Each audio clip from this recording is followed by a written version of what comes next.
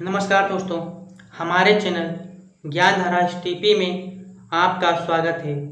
मैं आशीष कुमार आज फिर आपके लिए ओशो की एक नई कहानी लेकर आया हूँ, एक नई सीख लेकर आया हूँ और एक नई सोच लेकर आया हूँ।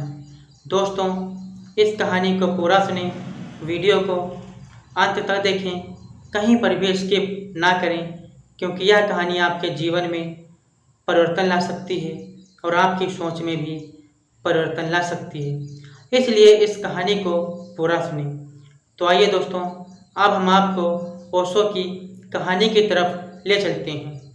जैसे कि एक गुरुजी थे और वह स्कूल में बच्चों को रोज़ पढ़ाने जाया करते थे और उनका यही कार्य था कि बच्चों को पढ़ाते और पढ़ा करके घर वापस आते। तो एक दिन उन गुरुजी ने सोचा कि चलो आज जब सुबह बच्चों को पढ़ाने जाएंगे तो उनको कोई ना कोई एक नई सीख देंगे।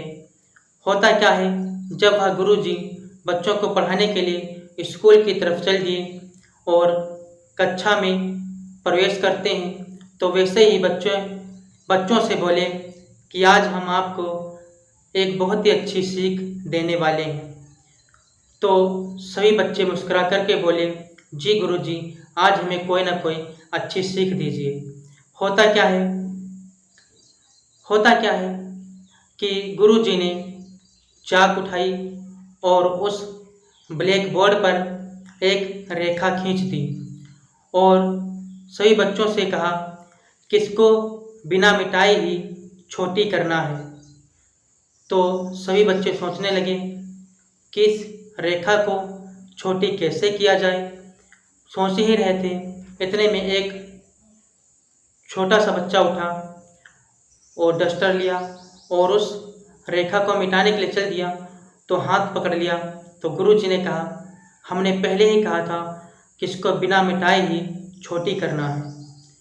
तो बच्चे सभी फिर से सोचने लगे कि भाई इसको बिना मिटाए कैसे छोटी की जाए। लेकिन थोड़ी ही देर बाद एक लड़का उठता है और वह गुरुजी के पास आता है और गुरुजी से चाक लेता है और उस रेखा के पास एक बड़ी रेखा खींच देता है। तो गुरुजी ने देखा और वह रेखा छोटी हो गई जब उसके पास में एक बड़ी रेखा खिंच गई। तो गुरुजी ने कहा, देखो बच्चों, हमने आपसे कहा था कि इसको बिना मिटाए ही छोटी करना है और इसके पास में इस बच्चे ने बड़ी रेखा खींच दी और यह अपने आप छोटी हो गई। इसको मिटाना भी नहीं पड़ा और इसमें हाथ भी लगाना नहीं पड़ा। तो गुरुजी कहने लगे, इतना ध्यान रखो, किसी को मिटा करके या किसी को मार कर कभी भी बड़ा नहीं बना जा सकता है। अगर बहुत बड़ा बनना ही है तो कड़ी मेहनत कीजिए और इतनी मेहनत कीजिए कितनी कामयाबी पर पहुंच जाएं कि वह आपका पड़ोसी हो, कोई भी हो, वह अपने आप को छोटा महसूस करने लगे। किसी को मिटा करके और किसी को मार के कभी भी बड़ा नहीं बना जा सकता है। दोस्तों, मैं आशा करता हूँ आपको यह कहानी अच्छी लगी होगी और मैं अगली वीडियो में मिलूँगा एक नई कहानी के साथ। तब तक के लिए दोस्तों, नमस्कार।